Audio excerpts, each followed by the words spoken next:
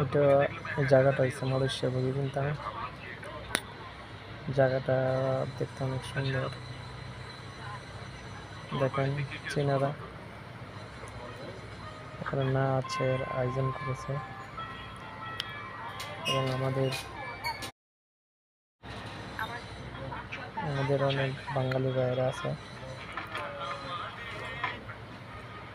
তারা দেখতেছে। এবং